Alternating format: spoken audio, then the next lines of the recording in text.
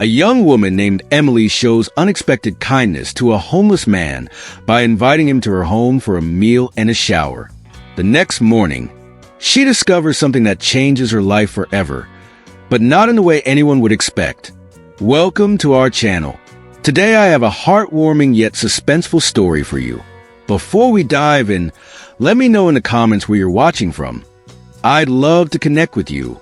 If you enjoy engaging in emotional stories like this one, don't forget to hit the subscribe button, like this video, and click the bell icon so you never miss a new upload. It was a cold, rainy evening, and Emily was walking home from work. Her umbrella barely held up against the strong wind, and the chill in the air made her shiver as she quickened her pace. The streets were unusually empty, and the soft glow of the streetlights reflected off the wet pavement. Emily's thoughts drifted to the warm cup of tea waiting for her at home when she noticed something unusual. A man huddled under a bus stop bench, his frail frame barely visible under a thin, tattered blanket. She hesitated for a moment. Emily had always been cautious about strangers, especially in the city. But there was something about this man that pulled at her heartstrings. His shoulders were slumped, his head bowed low, and despite the rain soaking through his makeshift shelter, he remained completely still. Without thinking twice, Emily approached him, her voice soft yet hesitant. "Excuse me, sir, are you okay?" The man slowly looked up, revealing a face weathered by time and hardship. His hollow eyes carried a sadness Emily couldn't ignore. "I'm fine," he said hoarsely, his voice barely audible over the rain. She reached into her bag and pulled out some cash, offering it to him. "Here, maybe this can help you get something warm to eat." The man shook his head. "Thank you, but I don't take money from strangers," he said, clutching an old, tattered notebook close to his chest as if it were his most prized possession. Emily stood there for a moment, unsure of what to say. Then, as the rain poured harder, an idea struck her. "Why don't you come to my place? Just for a meal and to get warm. I live nearby." The man looked at her, startled by the offer. "Why would you do that?" he asked, his voice trembling. "Because no one deserves to sit out here in the cold," she replied. "Please let me help you." After a long pause, he finally nodded. "My name is Henry," he said, standing up slowly. "Nice to meet you, Henry." "I'm Emily," she said with a small smile, holding the umbrella over him as they walked toward her apartment. As they walked, Emily noticed how tightly Henry clutched his notebook, as if it held all his secrets. What was inside it, and why was it so important to him? Emily's apartment was modest but cozy, with warm lighting and the faint scent of lavender in the air. As she unlocked the door and ushered Henry inside, she felt a mixture of nervousness and compassion. Henry stepped in hesitantly, his eyes darting around as if unsure he truly belonged there. "Make yourself at home," Emily said gently, taking his damp coat and hanging it by the door. "I'll get you some dry clothes and a towel."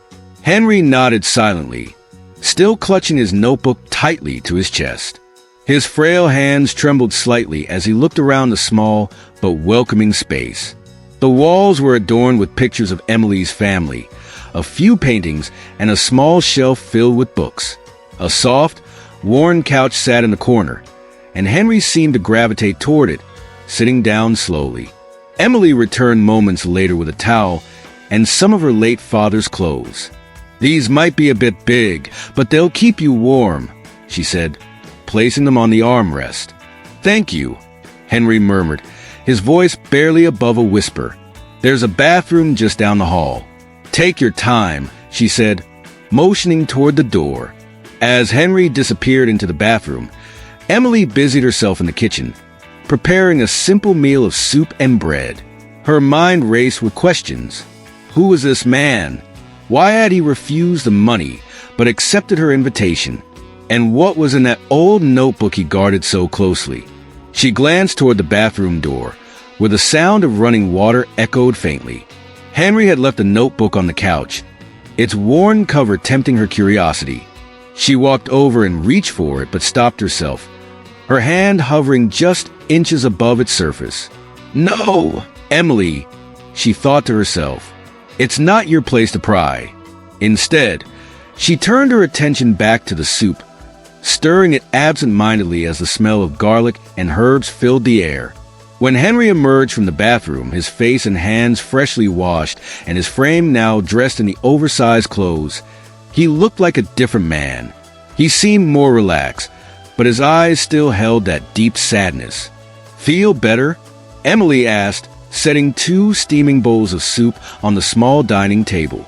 "Yes," Henry said, his voice a little stronger this time. "Thank you. You didn't have to do all this. Everyone needs a little kindness sometimes," Emily replied with a warm smile. As they sat down to eat, the room filled with the comforting clink of spoons against bowls. Henry ate slowly, savoring each bite as if it were the first warm meal he'd had in days. "So, Henry," Emily began, her voice light but curious, "that notebook you're always holding, what's in it?" Henry froze for a moment, his spoon hovering in midair. It's my life's work," he said softly, his eyes meeting hers for the first time with a mixture of pride and vulnerability. Emily tilted her head, intrigued. "Life's work? Are you a writer?" "Not exactly," Henry replied cryptically, "but everything that matters to me is in there." Emily's curiosity grew, but she didn't press further. As they continued eating, she couldn't shake the feeling that whatever was in that notebook held the key to understanding Henry's mysterious past. After finishing their meal, Emily cleared the table while Henry sat quietly on the couch, clutching his notebook once again. The warmth of the apartment and the kindness he'd been shown seemed to relax him slightly, but Emily could sense the guarded walls he had built around himself. "You can stay here tonight if you'd like," Emily offered gently as she returned to the living room. "It's late, and the weather is only getting worse." Henry looked up at her, surprised. "I don't want to impose," he said, his voice carrying both gratitude and hesitation. "You're not imposing," Emily reassured him. "I couldn't let you go back out there in the storm." He nodded slowly. "Thank you. You're very kind." The two sat in silence for a moment, the sound of rain pattering against the windows filling the room. Emily couldn't help but glance at the notebook in Henry's hands again, her curiosity gnawing at her. She decided to take a different approach. "So, Henry," she began softly, sitting in the armchair across from him, "you said everything that matters to you is in that notebook. Do you mind sharing a little about it? It seems important." Henry's grip on the notebook tightened, and he looked down at it, his face a mix of reluctance and longing. It's not something I talk about often," he admitted. "Sometimes talking helps," Emily said, her tone encouraging but gentle. After a long pause, Henry let out a sigh and began to speak. "This notebook is all I have left of the life I used to know. Before everything fell apart." Emily leaned forward slightly, her interest piqued. "What happened?" Henry hesitated, his eyes clouding with old memories. "I used to be a teacher," he said finally. "I taught history at a small school in a quiet town. I loved my job, loved my students. But then," his voice faltered and he looked away. Emily's heart ached at the pain in his voice. "Then what?" she prompted softly. "Then I made a mistake," Henry said, his voice barely above a whisper. "A mistake that cost me everything." Emily's mind raced with possibilities, but she didn't push him further. "I can't imagine how hard that must have been," she said. "But you're still here, Henry. You're still standing." Henry looked up at her, a faint glimmer of hope in his eyes. "Sometimes I'm not sure why," he admitted, "but this notebook, it reminds me of who I used to be, of what I'm trying to hold on to." Emily's curiosity deepened. "What's in the notebook, Henry?" she asked softly. "What are you holding on to?" Henry hesitated, his fingers tracing the edges of the worn cover. Maybe I'll show you," he said, his voice trembling. "But not tonight." The apartment was quiet as Henry sat on the couch, staring at the notebook resting in his lap. Emily sensed the weight of his emotions and decided not to press him further that night. Instead, she offered him a pillow and blanket. I'll set these up for you, she said, gesturing toward the couch. You can sleep here. If you need anything, just let me know. Henry nodded, his expression softening. Thank you, Emily. For everything. She gave him a kind smile. Good night, Henry. With that, she retired to her bedroom, leaving him alone with his thoughts. The rain continued through the night, the rhythmic sound against the windows providing an eerie sense of calm. Henry lay on the couch, staring at the ceiling, his mind swimming with memories. He hadn't told anyone about his passing years, and he wasn't sure why he had opened up to Emily even a little. As the hours ticked by, he opened the notebook and began flipping through its pages. The handwriting was neat but faded in places, and each page seemed to hold a piece of a story, a lesson plan, a note from a student, a sketch of a dream he once had. Henry paused at a particular page, running his fingers over a photograph taped inside. It was of a younger version of himself, standing in front of a group of children with bright, smiling faces.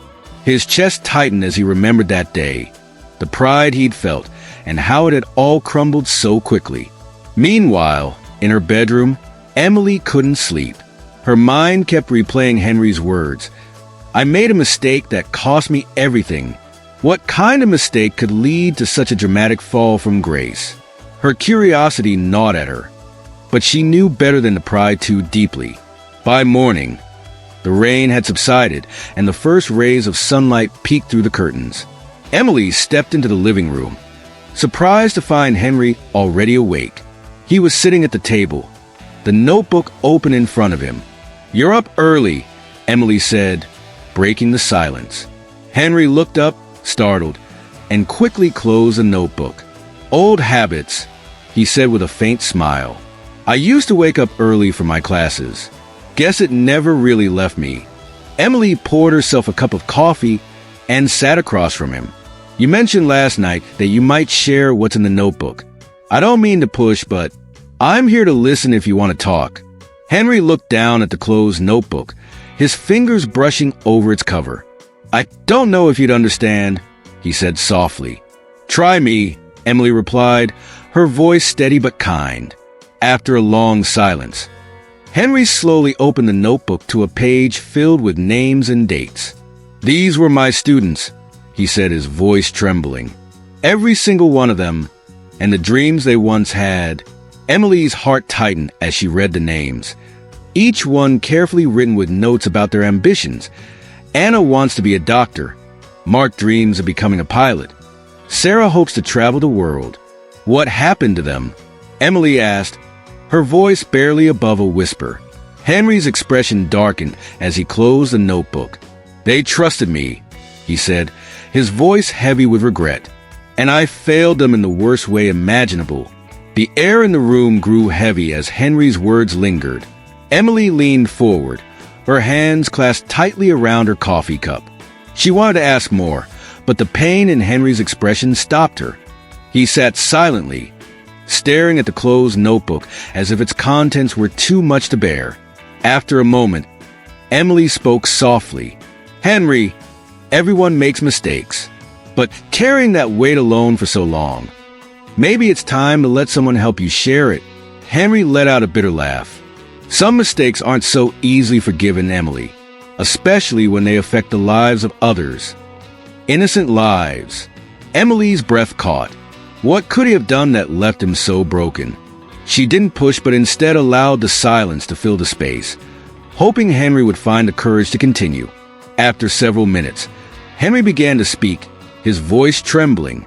I was more than just their teacher, he said. I was someone they trusted, someone they looked up to. For years, I dedicated my life to making sure they believed in themselves, believed in their dreams. Emily nodded, encouraging him to go on. But then, one day, I received an opportunity, Henry continued, his voice growing quieter. A grant for a community project, something that could have changed everything for the school. It was my chance to give those kids more than just hope. I could give them resources, programs, and opportunities one never had as a child. That sounds like a good thing, Emily said, her tone filled with hope. Henry's face darkened and he shook his head. It was, but the pressure to secure the grant was immense. I cut corners, Emily. I falsified some of the data in the application to make our school look better. At the time, I told myself it was for the kids, that it was worth the risk. Emily's heart sank as the gravity of his confession set in. What happened next? Emily asked gently, though she feared the answer. Henry clenched his fists, his knuckles whitening. At first, everything seemed fine. We got the grant, the program started, and the kids were thriving. But it didn't last. Someone discovered the discrepancies in the application. A reporter looking for a story. The truth came out, and the scandal hit hard. Emily's stomach churned at the thought. What did they do to you? They fired me, Henry said, his voice flat. I lost my job, my reputation, everything. But the worst part wasn't losing my career. It was watching the kids suffer from my mistake. The grant was revoked, and all the programs were shut down. Their dreams, their futures, it all crumbled because of me. Emily's throat tightened as she listened. Henry, she said softly, you made a mistake, yes, but that doesn't define who you are. Have you tried making amends? Henry looked at her, his eyes filled with anguish. I've tried, he whispered. But some things you can never make right. Emily leaned back, her mind racing. She couldn't shake the feeling that Henry's story wasn't over yet, that there was something more he wasn't telling her. The morning sun poured through the windows, casting soft light across the room. Henry sat with his head bowed, his confession weighing heavily in the air. Emily watched him, her heart breaking for the man who had clearly carried this burden for far too long. Henry, she began cautiously, I can see how much this has haunted you, but do you really believe there's no way to make things right? He looked up at her, his eyes tired and filled with self-doubt. I've thought about it every single day, he said. I've written letters, tried to apologize to the parents, to the kids, but nothing changes. I'm just a man who ruined their futures. Emily leaned forward, her voice firm but kind. Henry, you're more than your mistakes. Maybe you can't undo what happened, but you're still here. You still have a chance to make a difference in the world, even if it's in a different way. Henry shook his head. I don't know how, he said quietly. I don't even know where to start. For a moment, Emily sat in thought. Then an idea struck her. What if you start with the kids, she suggested. You said you kept track of their dreams in that notebook. What if you reached out to them, not to apologize this time, but to support them? Maybe you can help them in ways you couldn't before. Henry's expression flickered with uncertainty. You think they'd want to hear from me after all these years? It's worth trying, Emily said. Sometimes people just need to know that someone still cares. And I can help you if you'd like. Henry hesitated, then slowly opened the notebook again. He flipped to a page covered in names and addresses, his hand trembling slightly. I never stopped thinking about them, he admitted. I even kept track of where they went after the school shut down. But I don't know if they want anything to do with me. Emily's heart swelled with admiration for the man who had clearly never stopped caring. We won't know unless we try, she said. How about we start with one? Just one. See how it goes. Henry stared at the page for a long moment before nodding. Okay, he said, his voice barely above a whisper. But it's been years. I don't even know where to begin. Emily smiled. We'll figure it out together. As they sat at the table, poring over the names in the notebook, one name in particular caught Emily's eye. Henry, she said, pointing to the name. This one, it's underlined. Why? Henry's face darkened, and his hand hovered over the name. Because that's the one I failed the most, he said, his voice heavy with emotion. If anyone deserves an apology, it's them. Emily's curiosity burned. What happened with the student? She asked. Henry looked up at her, his expression haunted. It's a long story, he said. One I'm not sure I can face again. The morning air was cool, and the quiet of the apartment seemed to wrap around Emily and Henry as they sat at the table. The notebook, now open to the underlined name, sat between them. Henry had not yet told her the full story, but she could sense that whatever happened was weighing on him like a heavy chain. Emily looked at him with compassion. "You don't have to tell me if you're not ready," she said softly, trying to offer him comfort without pushing too hard. "But you can't carry this alone forever. I'm here, Henry." Henry took a deep breath, his eyes glistening as he stared at the name in the notebook. He had kept track of this student, the one who had been so full of hope and potential, until everything fell apart. After a long pause, Henry spoke, his voice shaky. Her name was Sarah. She had a dream of becoming a doctor, and she was so close. She was one of my brightest students, one of the ones I was most proud of. But when the scandal hit, she was devastated. Her parents pulled her out of school, and she moved away. I lost track of her after that. Emily could see the guilt in his eyes. "What happened with Sarah?" she asked, her voice tender. Henry's hands shook as he closed the notebook, his fingers brushing against the paper as though it were a fragile memory. She was supposed to get a scholarship. She was a top candidate, but when the school lost the funding, that chance vanished. I never got to explain to her why everything happened. I never got to apologize. "Do you know where she is now?" Emily asked, her curiosity piqued. She could feel the tension growing between them. Henry's face turned pale.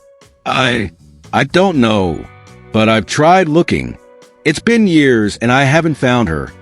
He looked down at the notebook again, as if it might provide the answers he so desperately sought. "But I feel like I owe it to her, to all of them, to do what I can now, even if it's just reaching out and letting them know I'm still here. I can't change the past, but I can try to help them somehow." Emily's heart went out to him. "You've already taken the first step, Henry. Reaching out is huge." Henry shook his head, standing up abruptly. "But what if it's too late? What if she's moved on and forgotten about me? Or worse, what if she hates me for what I did?" His voice broke slightly, and Emily could see the weight of his regrets pressing down on him like an avalanche. As Henry paced, Emily's eyes darted back to the notebook. She saw something she hadn't noticed before, a small envelope wedged between two pages. "Henry," she called, her voice laced with excitement. "What's this?" Henry stopped in his tracks, his eyes narrowing as he saw the envelope. "I don't know," he said, walking toward her. He carefully opened it, his hands trembling. Inside was a letter neatly folded and a picture. Henry's breath caught in his throat as he recognized the photo. It was Sarah. She was standing in front of a hospital, a wide smile on her face. But it was the letter that stunned him. He unfolded it, reading the words aloud, his voice breaking. "Dear Mr. Henry, I know what happened wasn't your fault. I've forgiven you and I've moved on. I'm living my dream now and I hope you find peace, just as I have. Thank you for everything you taught me." Henry's eyes welled up with tears as he finished reading. "She forgave me," he whispered, his voice barely audible. Emily smiled gently, her heart swelling with relief. "It looks like you're not the only one who's been carrying a burden, Henry." She found her peace, and now it's your turn. Henry closed the notebook, the weight of his past finally beginning to lift. "I don't know what to say," he murmured, almost to himself. "But this feels like a second chance." Emily stood up and walked over to him, placing a hand on his shoulder. "It is, and you deserve it." The two of them stood in silence, the room filled with the warmth of new beginnings. The storm outside had passed, and in its place, a quiet sense of hope lingered. As Henry gazed at the letter, he realized that the hardest part was over. The past would always be a part of him, but it didn't have to define him. He could still make a difference in the world. He could still find redemption, one small step at a time. And with that, the story of Henry's struggle and redemption came to an end, but for him, it was only the beginning of a new chapter. He had learned that no matter how far you fall, there is always a way back. And sometimes, the greatest gift is knowing that forgiveness is possible, even when we least expect it.